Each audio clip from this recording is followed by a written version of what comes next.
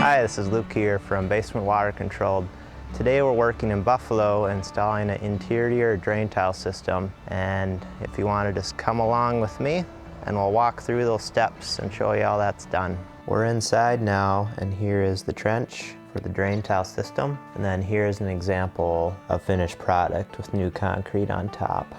In preparation for installing the drain tile system, we cover everything so no dust can accumulate on there, and also make sure the vents are closed so that dust doesn't circulate through the house. First off, we go in, tape off any areas that may need to be taped off so dust doesn't gather in there, and prep everything. Use a dust vac system to collect any dust that may be gathered when we're using jackhammers, drills, that sort of thing, anything to do with that. On this particular project, we've started, the concrete's out, we're about a quarter of the way dug, and then after that, put the drain tile in, rock, new concrete on top, and that will guarantee a safe, dry basement.